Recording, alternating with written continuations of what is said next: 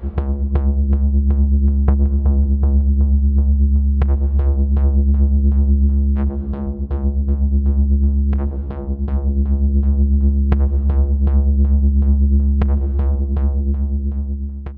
folks, I'm Spence, and on today's episode of Cult Mania we're going to be tucking into Luca Guadagnino's Bones and All. Yes, tucking in was a cannibal joke. I'll just go. Adapted from the novel by Camille D'Angelis, Bones and All is Guadagnino's return to the horror genre after he made the absolutely amazing Suspiria remake. That film that should have been appalling and should never have been able to be made, and yet was easily one of the best horror films of 2018, and is actually probably now the film I prefer over the Argento original. So yes, that is where I'm at with his filmography. The film follows Merrin, a young woman played by Taylor Russell, who has a compulsion to consume human flesh. Not like a choice, this is something she has to do. And after a flare-up of this compulsion, she's left to fend for herself and basically begins hitchhiking, travelling around the States.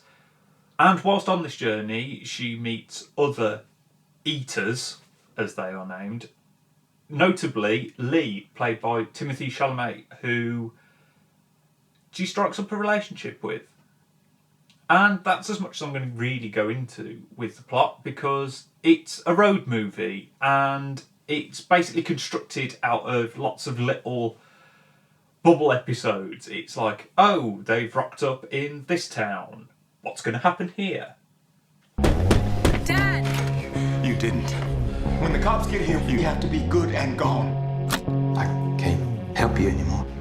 I know it's not your fault. You were born this way. Now, due to the structure of the film, this, despite being ostensibly a cannibal film and a horror film, this is very much a character piece, and it's very much a road trip and romance film. To be honest, for more of the film, it is that above being a horror film. Which means the performances have to be pretty good. Now, Taylor Russell is someone who I have not seen in anything before. I hope I see her in lots more. She's fucking brilliant in this. Because from the moment you are introduced to her, it's not particularly long until the first cannibal episode happens. And from the moment you start spending time with her, you're rooting for her and you like her and you feel emotionally invested. There is sympathy. There is... It's one of those things, you are setting up a character that instantly you should go, oh no, I don't want to be a part of whatever's going on here, I want to step back. That is basically all of your central characters. You don't want to be around... in real life, you'd feel uncomfortable. And yet, especially Taylor Russell, makes you just... I just wanted to spend time in her world and with her. I thought I was the only one. I don't want to hurt anybody. Famous last words. It's a very similar thing with Lee, Timothée Chalamet's character, in that you could very easily have taken this character in a super asshole way, and the very, very starting moments that you see me think, oh, is this going to be one of those, like, the couple where the dude's a dick and then by the very end they're not a dick despite being a dick for the entire thing, and you don't really know why you were supposed to like them in the first place. No, actually, they get on with him being likeable quite early on, and I mean, Chalamet is one of those people that seem to burst onto the scene as being the next huge acting star, which often means that they're not going to be. But everything I've seen him in, he has more than lived up to the hype, and I think this is probably the best performance I've seen him give, because there's everything. It's, you know, it's so similar to Russell in that there's moments that are really fun. There's moments where you see a really loving side to the characters. There's moments when you feel really sympathetic. There are moments that are quite disturbing. And plays it all off in a realistic manner, despite the fact that the situation is really surreal. I came looking for you. I smelled you. You can smell me half a mile away. Can you do that? Not that far. The other big performance in the film is Mark Rylance as Sully, who turns up sporadically throughout the film and is, obviously Mark Rylance is an older actor compared to the much younger central couple, who has been an eater for many years, has a whole philosophy around it, and you sort of get the feeling that could be a mentor if it wasn't for the fact that he's really fucking creepy. He does it so incredibly well, because it's that creepy where it's someone being nice, and in being nice is being really threateningly creepy. It's that thing where anyone who's worked in retail will know, that person that comes up to the till and then they start just trying to have a really sort of weirdly deep conversation with you and won't go away. Like, they don't get that you don't want to talk to them. It's that, but as a cannibal guy. He also manages to bring, because he's got this very weird way of speaking, which I was tempted to do an impression of, but I'm not going to. Brings a lot of dark humour. There is a very pitch black sense of humour that runs through the vast majority of the film, and Sully as a character perfectly exemplifies that. I got rules. Never, ever eat an eater. The film looks absolutely gorgeous. It's really interesting. If you stick it next to a film like Suspiria, which feels very cold and very grey, this is almost the opposite. It's very hot. There are a lot of very rich, deep reds, which obviously blood. I'm guessing that's where it came from. But it's so appealing to look at, and the film was shot on 35mm, and it's got that vaguely soft but also harsh look to it. It's not like super grainy, it's 35mm, but everything's got this slightly warmish yellow tone, and the black is so deeply black. And there are so many shots that at night where someone will be lit by like one street lamp and everything else is just this pitch black, and it just looks amazing.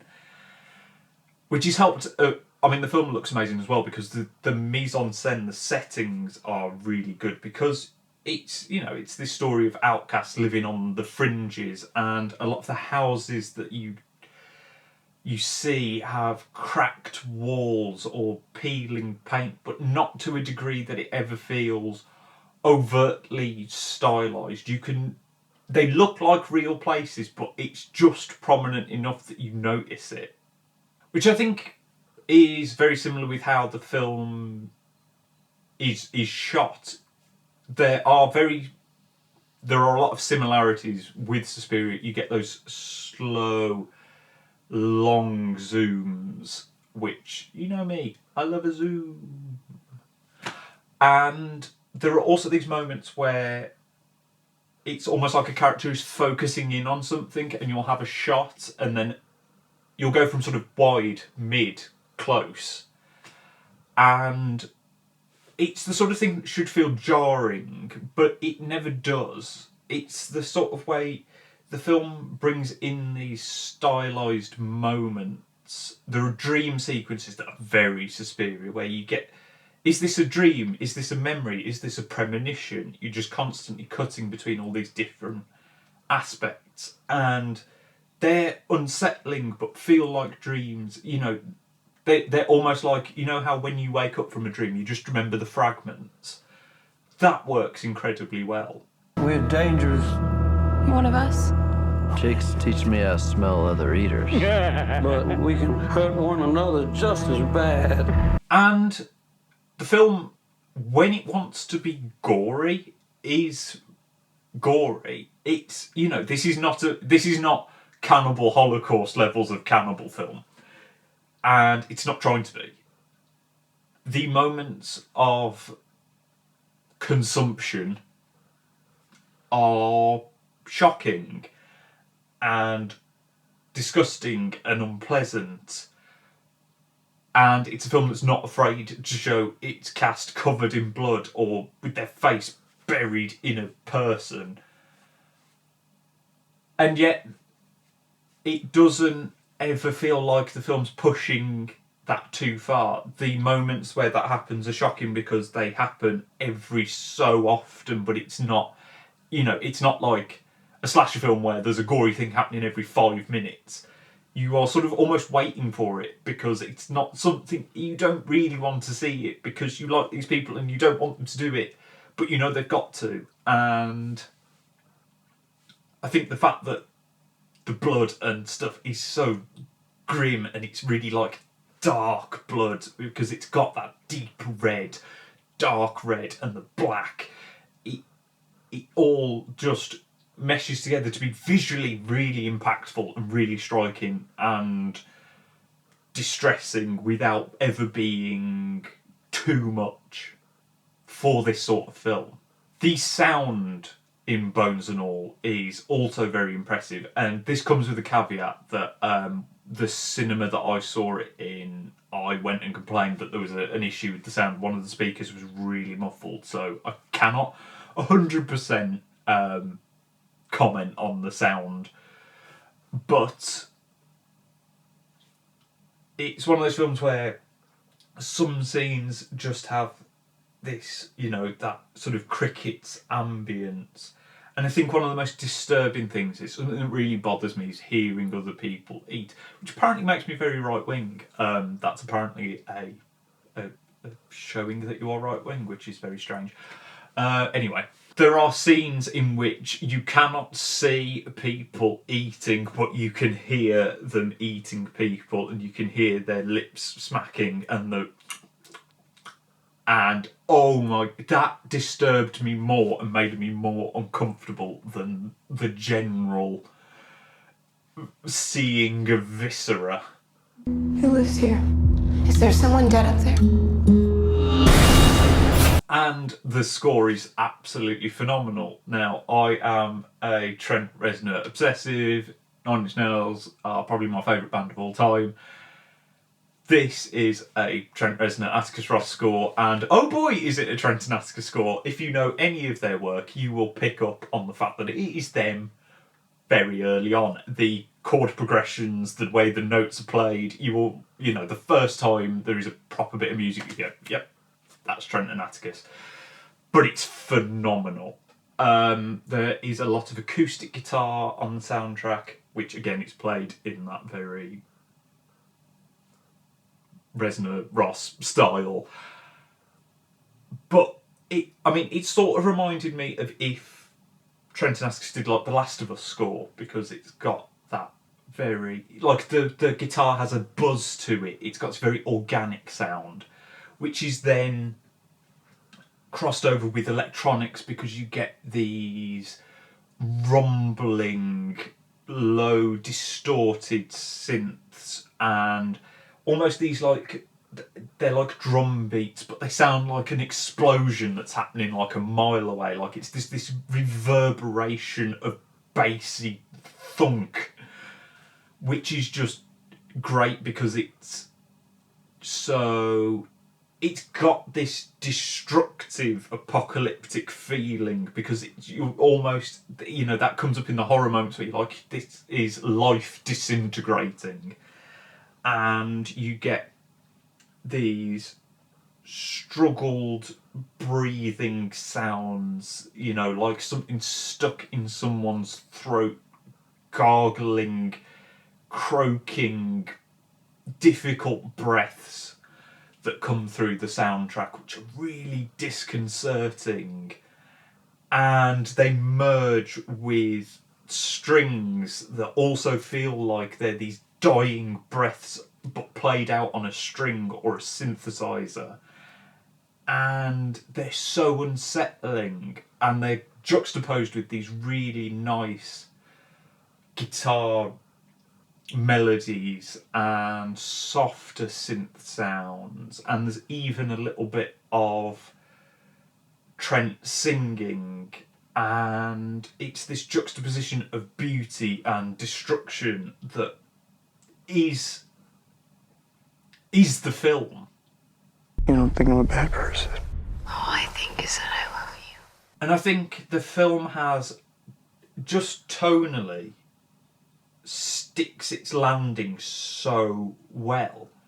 It's got this sort of, it perfectly, when it wants to be scary, it's scary and unsettling. There is a scene midway through that is just a conversation that feels, that is more tense and unpleasant than some big torture-y horror sequences that I can remember.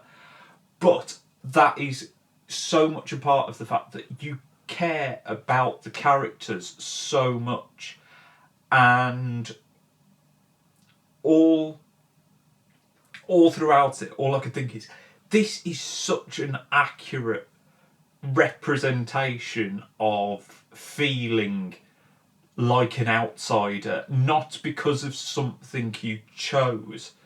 Now, I don't want to be one of those queer critics that makes everything about being queer, but for me, watching the film and going, yes, these characters are cannibals, and I am not a cannibal, but I can sympathise with this feeling of feeling like an outsider, like people will reject you because of something that is part of, it is not something you chose to be.